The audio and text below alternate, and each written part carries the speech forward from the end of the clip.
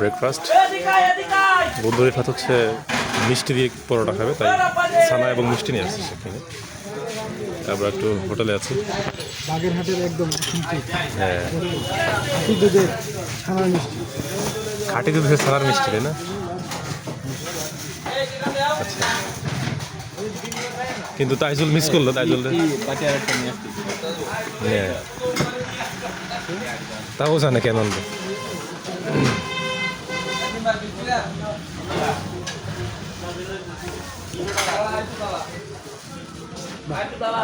পরোটার সাথে একটা আলাদা ব্যাপার হয় তাই না?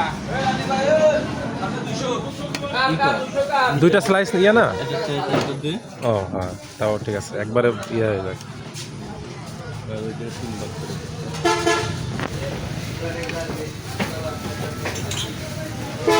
আচ্ছা, দুঃখ ভরা ক্রান্ত মন নিয়ে বলতে হচ্ছে এখানে টাকা দিয়ে মিষ্টি কিনে খেয়ে বাসা যেতে হচ্ছে। বাগেরহাটে এসেও কে খাবে? কে খাবে মানে?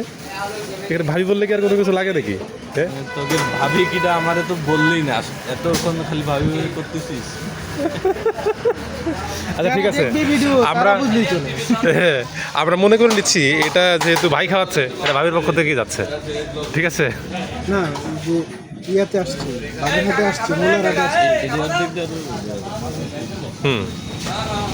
মোলারহাটে আসছে। তো মিষ্টি মুখ না করে তো যাওয়া যাবে না না না, তো তাই মিষ্টি মুখ খাচ্ছে। তাইজুলকে এত করে বললাম তুমি একটু চলো সকালবেলা, সে আসো না ছেলেটা। হ্যাঁ, এখন এইগুলো এত কে খাবে? ঠিক আছে না? হ্যাঁ, আরে ওই ওদের আর ছিল কত বাচ্চা দিয়ে ঠিক খাওয়া। আরে রিফাত মিষ্টি খায় কমা যাচ্ছে আগের থেকে। রিফাত আগের ওদের মিষ্টি খায় না, বুঝলি? কি শেষ? ডিস্ট্রিবিউশন শেষ? এই হচ্ছে মিষ্টি এবং ছানা।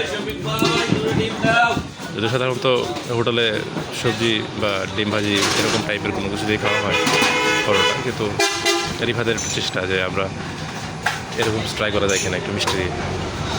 যে কথা সেই কাজ, অন্য দোকান থেকে মিষ্টি নিয়ে আসা হলো কিনে ছানা, এবং এখানে এসে এই আয়োজন।